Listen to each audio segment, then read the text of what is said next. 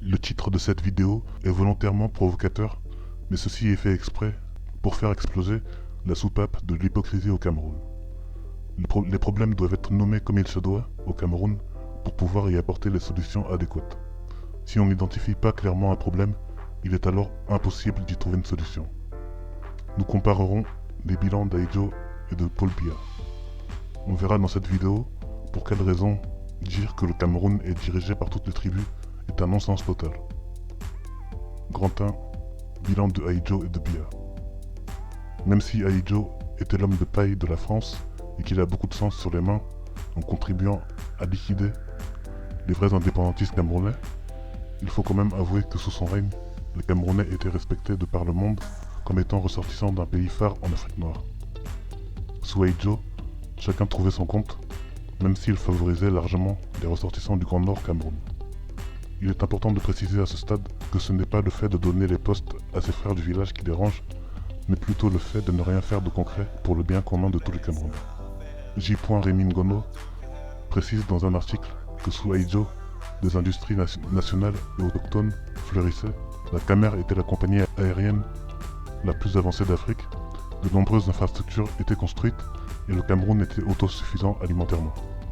Avant de passer au bilan de Paul Biya, je tiens à préciser que les peuples Béti-Boulou ont engendré dans l'histoire du Cameroun de grands hommes qui, s'ils avaient pu accéder au pouvoir, auraient mis en haut les régions du centre, sud et tout le Cameroun avec.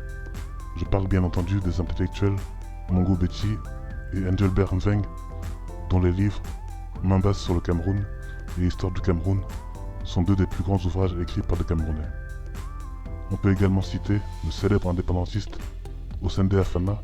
Ces célèbres et vaillants Betty auraient pu changer la face du Cameroun. Paul Biya a pris le pouvoir en 1982.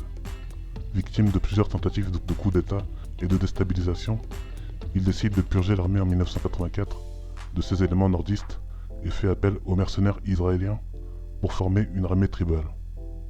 Plus tard, il formera la milice tribale du Bir, qui s'illustre macabrement dans la région anglophone. Paul Biya n'était pas l'homme de la situation au Cameroun. Pas en tant que boulou, mais juste en tant qu'homme médiocre, n'ayant pas la carrure d'un chef d'État. Au lieu d'écarter systématiquement les personnalités Béti-Boulou qui travaillaient contre les intérêts du Cameroun, Paul Biya a laissé faire, il a laissé pourrir la situation. Il a fait des Camerounais un peuple de corrompus, de fémanes, de jaloux, moqués dans toute l'Afrique noire. Tout le contraire de ce qu'ils étaient sous Ahidjo. Voyant que la mangeoire était grande ouverte, de nombreux fils Béti-Boulou se sont infiltrés dans la brèche et ont tribalisé non seulement le Cameroun, mais plus particulièrement les ressortissants du centre-sud. Les Béti-Boulou ne sont pas coupables de la mise en place de ce système, mais leur silence complice devant les agissements des gens du pouvoir doit interpeller. Aujourd'hui, le système politique est verrouillé par cette clique tribale. Les rares postes importants attribués aux autres régions ne sont que des faire-valoir. C'est une coquille vide, car l'armée, l'administration et la justice sont entre les mains de cette clique suprémaciste. Celui qui intègre la mangeoire est obligé de manger sous peine de finir en prison. Il est de nos jours très difficile de trouver un ressortissant du centre-sud critiquer le bilan de Paul Biya, et même si c'était le cas, ça se ferait de façon très timide, en dehors de quelques exceptions, comme Sébastien Ebala, qui devra être célébré comme un héros de la lutte pour l'indépendance du Cameroun.